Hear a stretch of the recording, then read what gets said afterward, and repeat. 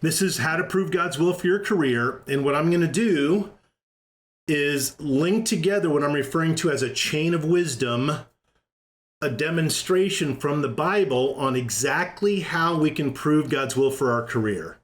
And it's going to be through these verses: Romans 12, Luke 14, Luke 11, James 4, and 1 Timothy 6. Diving right in, let's start with the first link in the chain, Romans 12. The verse we're going to dissect, I bet you could all guess, it is Romans chapter 12, verse 2. Nothing mysterious here, because we know that word is in the very verse that talks about us proving God's will. The NIV version says, "Do not conform to the pattern of this world, but be transformed by the renewing of your mind. Then you will be able to test and approve what God's will is, his good, pleasing, and perfect will." The NIV translators say test and approve. This is going to be our key focus. Interestingly, though, in the original Greek, there are not three words, test and approve. There's actually only one word. And we can see the New American Standard Bible, which is a translation I use, although NIV is fine, it just uses one word, and this is what it looks like, so that you may prove what the will of God is. That's closer to in fact, that's exactly what the original Greek says.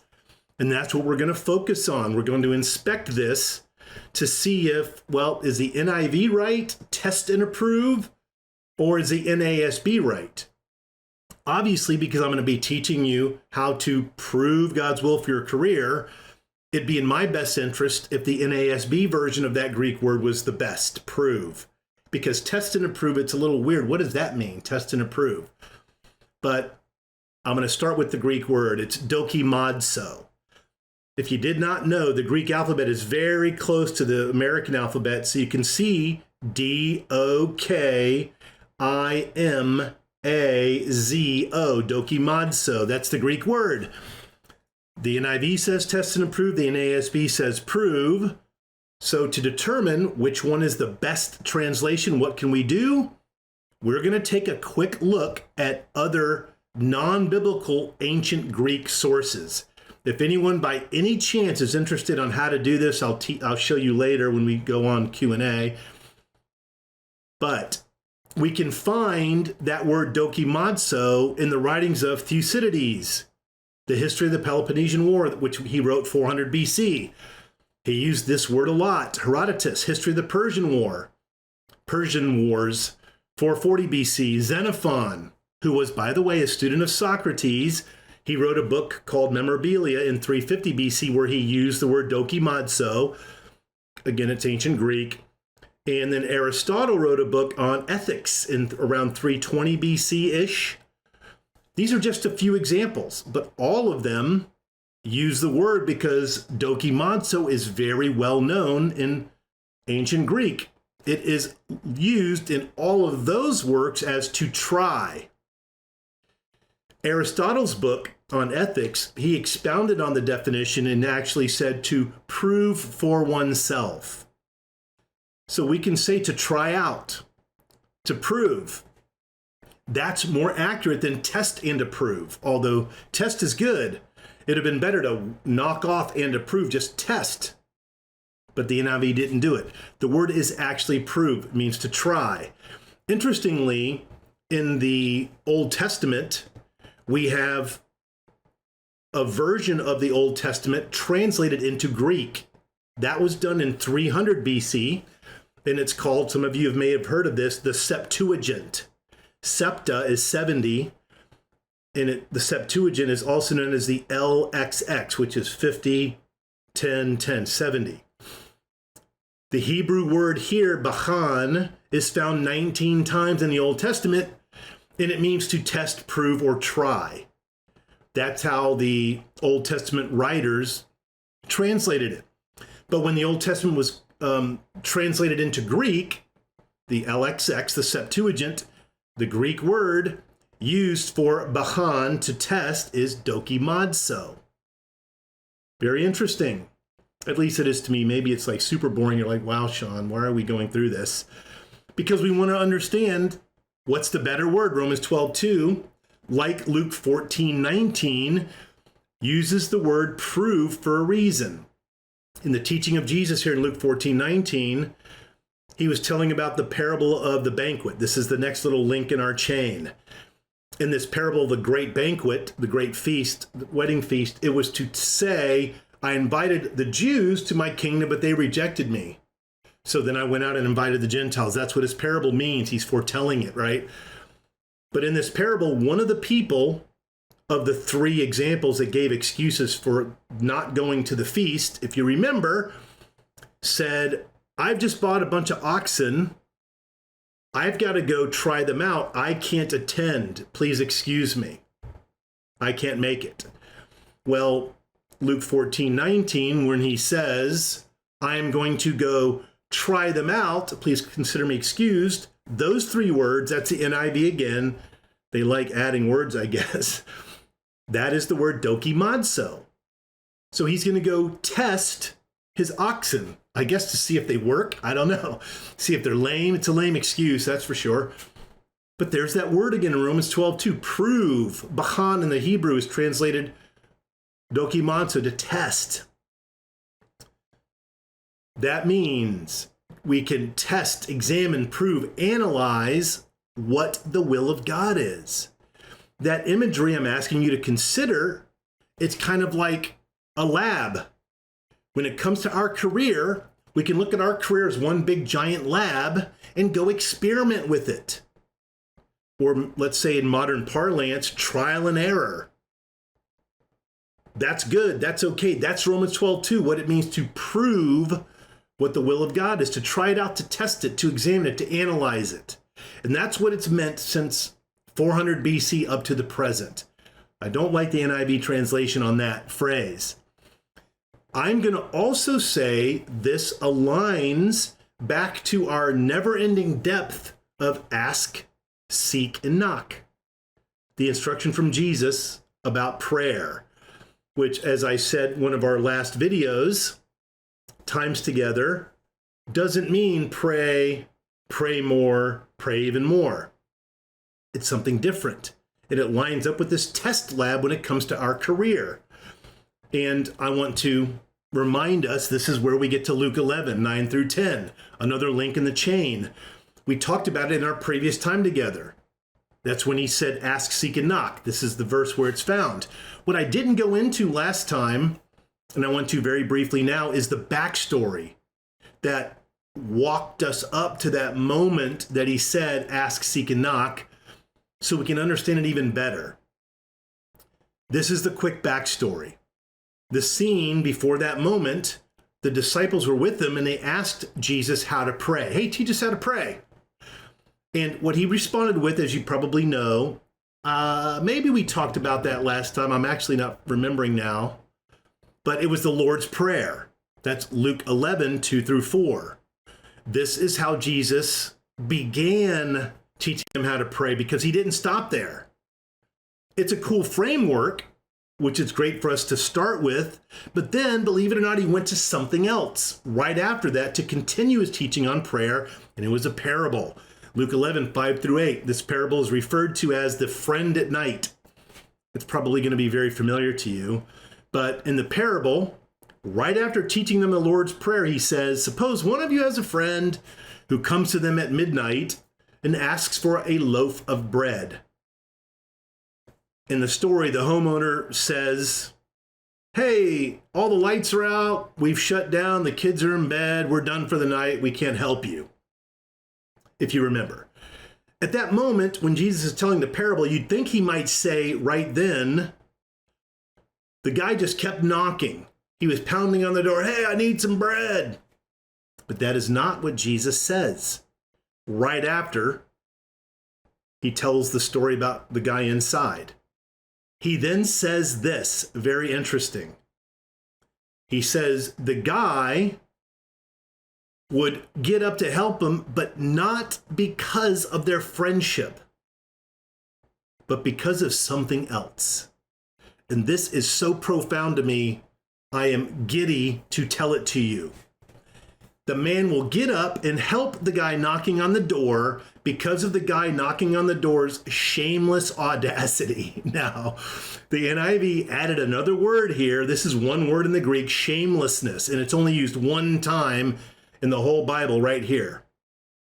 If you still have, like me, an old version of the NIV, because this is the 2011 version, if you have the 1994 version or the 1986 version, or you have the older NASB version or the old King James version, the word used in this parable used to be translated persistence, if you remember that,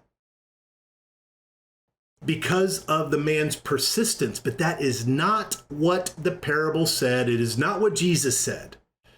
They probably used the word persistence when the translators translated it because of another place in Luke about the widow, this persistent widow. She kept persisting with the judge. But the word shamelessness, which again only appears once, is not at all the same as persistence. The guy did not keep knocking. There was no persistence. He knocked once. And the guy who got up to help him, not because of his friendship, but because of the shameless audacity of knocking on that door the first time. That's pretty amazing. We are not talking about persistence when asking God, pursuing, hey God, what is the role that you want me to have in this career progression of mine? I'm on this journey. What's your will for my career? He's saying, as part of the prayer story, be shamelessly audacious.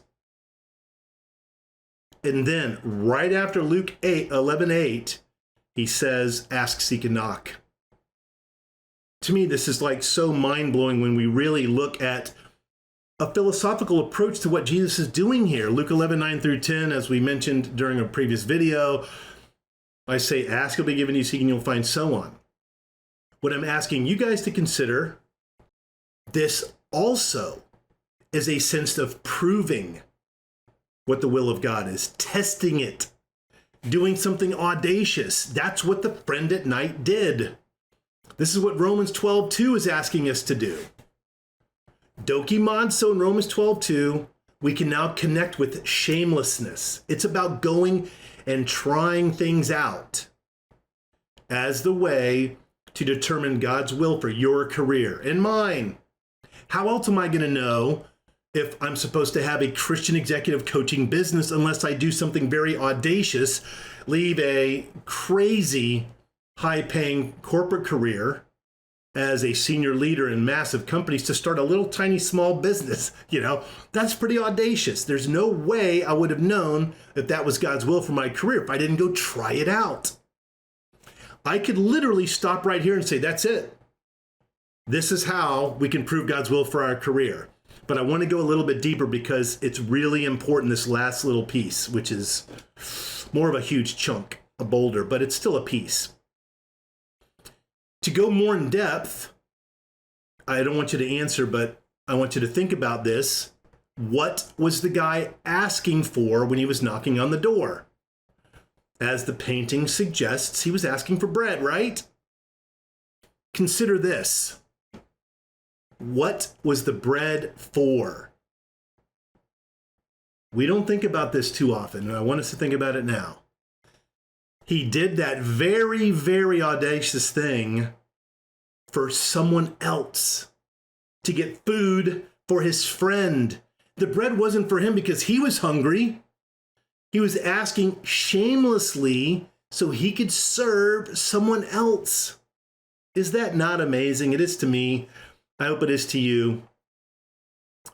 This brings us to our next link in the wisdom chain, James 4:3. You're probably way ahead of me here, but this is what James 4:3 says. You ask about great things for your career and do not receive because you ask with the wrong motives, so that you may spend what you get or it on your pleasures. This is what we all do, me included. We ask things of God with wrong motives. Sometimes we know the wrong motive, sometimes we don't. But the wrong motive very clearly is so we can spend our increase on us, what we think is pleasing. When we're focusing on our career and how to prove God's will for it, we will absolutely have desires that sometimes clash with God's will. Unlike the friend at night in the parable of shameless audacity, he asked for a friend. But our shameless audacity sometimes is for our own glory, our own financial benefit, our own wealth, our own pleasure, our own prestige, our own fame, our own safety and security, our own comfort. So, for that reason, we end up being very confused about our professional aspirations that we're going for and trying and risking everything for when God says no, shuts the door, or he says yes, and then things go crashing to the ground. We get confused. It's because we're asking with the wrong motives. This is how we prove God's will for our career, by having an absolute righteous, God-aligned motive. And that motive is wanting to help the less fortunate, which the world is filled with. People who experience what we now refer to as food insecurity. When we're praying to God for what to do to glorify Him, when we're praying to God to bless whatever thing that we're doing for our career, we want it to align with His will so that we can help others. And if you think about it just a little bit, I think you'll agree with me. When they are praying to God for their daily bread, their literal little bit of food for the day, God can then use us in our excess that we're getting from our career to help provide that daily bread for them. We have amazing gifts on this. The group that is listening to this call right now, you have amazing gifts and talents to be able to generate wealth. Deuteronomy 6 says God gives us gifts so that we can generate wealth. And we can use it to help many, many others. And I don't just mean volunteering in a soup line. Yeah, it's okay, go do that. But we can have an exponentially bigger impact when we pursue audacious things with our career, earn lots of money, and then use our money to fund a food pantry for an entire year. Consider that. Yeah, go to the soup line, but do something way bigger with the money, the massive amounts of money that you have that God's going to give you. Or we can use that money to literally build a school for children who go to school under a bridge, sitting in dirt and clay, drawing on a piece of black painted wall on a concrete slab. Use our money for that before we start earning a bunch of money. Or buy 100 pairs of shoes for those kids who can't afford their own. You ever see a kid wearing shoes that are way too small for him because he's had the same pair of shoes for 5 years? I have. It's sad. Some kids run around with no shoes. This, if you've never read up on this story about Tom's shoes, things aren't going great for the company now, but it's a fantastic story where he went to go party in some country. I think it was Argentina, but I'm not sure. And while there, he noticed in the little resort he was in, it was right next to a poor village. And as he was out on the back lawn, I think he was playing polo or something, an American, he saw all these kids running around with no shoes on, and it just broke his heart. And he decided, I'm going to use the local shoe design. I forget what it's called now. And for every shoe I sell, I'm going to give one pair away.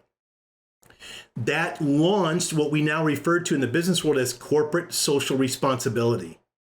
That's when a company will look at the community they're in, find an impoverished group of people, and give a bunch of money to help them out. We can do that too without the corporate, just us individually, and have social responsibility with this very unique gift that we've been given, our skills, our talent to go make money. I think this is the concept of what uniquely happened to the woman with the alabaster jar of perfume. She had this very expensive thing that only she had, and she went and broke it and anointed Jesus. And then all the righteous people around her like, hey, why are you doing that? You could use it to help other people. Well, we can now use our gift that God's given us to help others. Which brings me to the fourth link in the chain, 1 Timothy 6:6-10. I'm going to speed up a little bit here.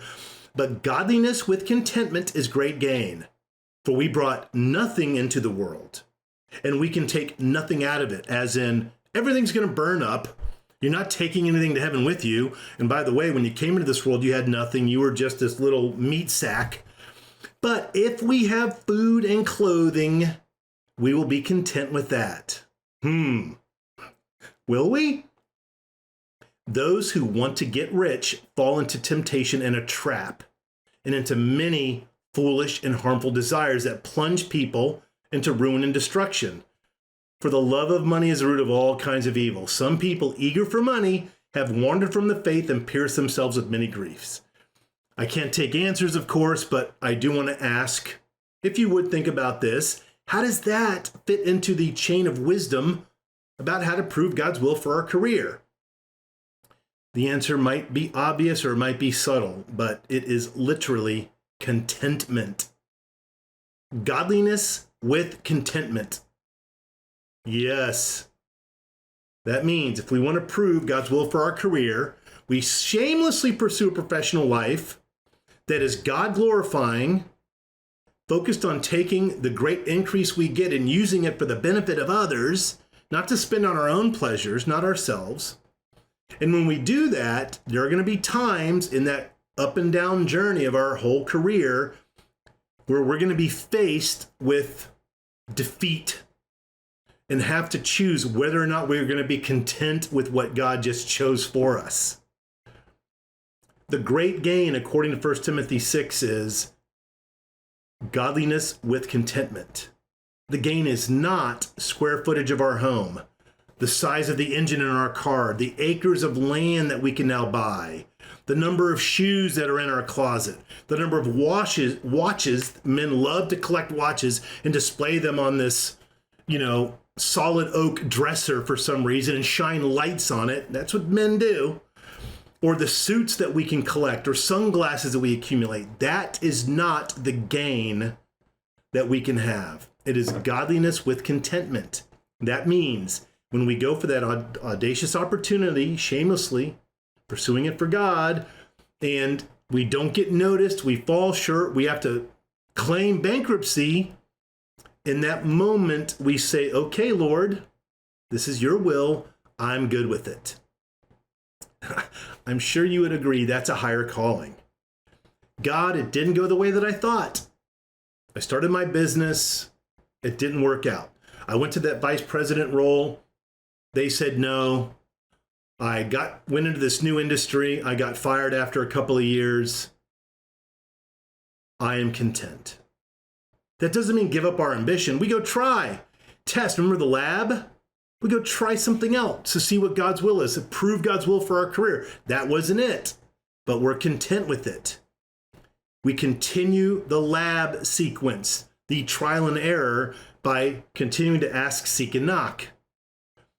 This is the wisdom nestled in Romans 12:2, which you probably already have figured out or maybe already knew, so that we can prove God's will for our career. Then it says those three very cool words.